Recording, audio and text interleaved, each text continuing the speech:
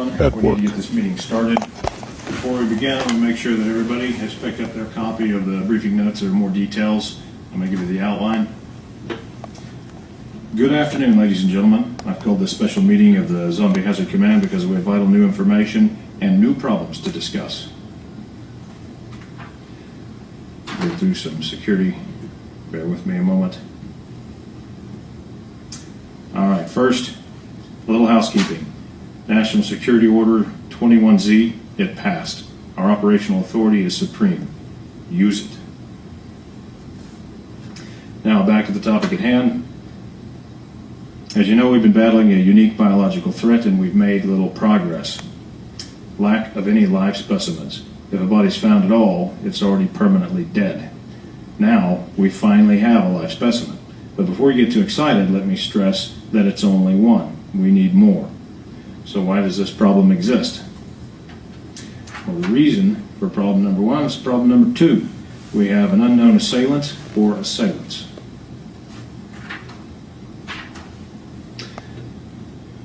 Unknown assailant profile.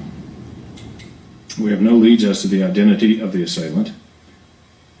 Ballistics are untraceable. That's not exactly true. We do know at least most of the time they're using Z-Max ammunition. Weapons in use are 9mm, 45 caliber, and edged weapons. Probable gender, male.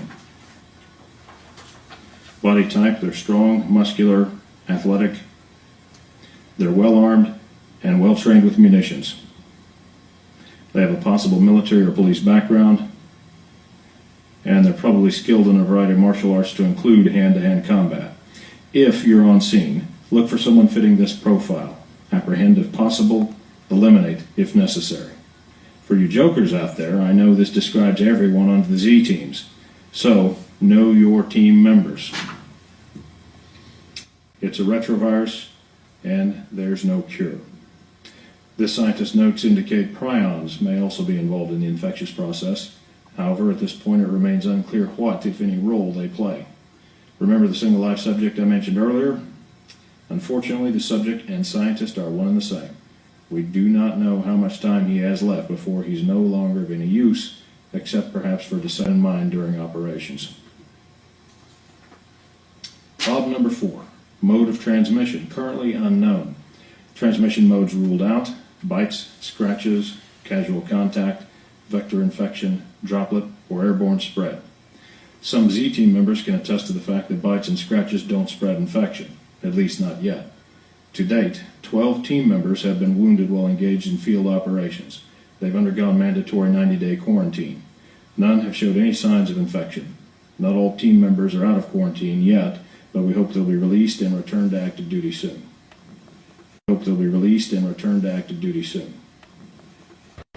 Now, this one surprised me because all the movies. 5. Emerging public awareness of the situation. I'm going to mention each of these points, then talk about them in greater detail. There are things you need to know. First, the Coconut Grove fly-in. Many of you were there. Then there's the Miami incident. Some of you were there. The CDC Zombie Apocalypse Preparedness Release. DHS released a fake zombie preparedness story. Then there's the recent purchases of large quantities of ammunition. About the Coconut Grove fly-in, Z Teams 1, 2, and 3 cleaned down a zombie cell. That got a lot of public attention. Our cover story was that this was an urban assault exercise in preparation for the upcoming UN meeting. For now, our cover story is holding, but one got away. That led to the Miami incident. That should never have happened. About the Miami incident. Some of you were there. Our cover story was bath salts. That was blown when the autopsy results were leaked. There were no bath salts present. We're still dealing with the fallout, and we're investigating the leak. The CDC Zombie Apocalypse Preparedness Release, it was sent out against our wishes. Then they changed their story. This brought even more attention to it than if they'd just left it alone. Next, DHS released a fake zombie preparedness story, also against our wishes, but it's out there, so we're going to use it as our cover story. Next month, DHS is running a 1,000-person training exercise in San Diego. Z Teams 2, 4, and 5 will be doing a cleanup operation in another part of the city at the same time. This gives us plausible deniability. I shouldn't have to stress how important this is. Make certain none of them get away. Want another Miami incident. About the ammo purchases. We've used news and various media outlets to float the idea that unprecedented large ammo purchases are for government agencies to defend against civil unrest in anticipation of economic collapse. Those of you in this room know all too well that this is a much nicer bedtime story than the truth. Reality is much less pleasant. Right now, the cover story is working. We're floating this idea in Louisiana, New York, and Chicago. Animal attacks, we're floating that story in Georgia, Arkansas, and Oklahoma. We estimate 2 years of viability for these cover stories. Finally, problem number 7, public distribution of full disclosure of current operations. Some brainiac has lined up all the recent events and past history like beads on a string. We don't know where he's getting his information, but too much of the actual facts of our operation are woven into the story. It's not coincidence. He's getting his information somewhere. The story is Dr. Eve's Zombie Killer. It's presented as a fictional novel. LabyrinthOfArts.com is an independent website where the book can be found. For those of you who are wondering, we currently have no plans to shut down this website.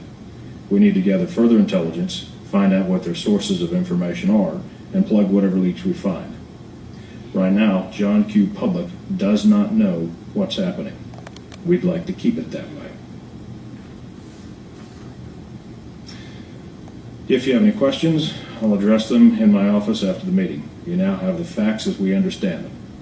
This briefing is adjourned. Thank you. Good afternoon, ladies and gentlemen. Good day.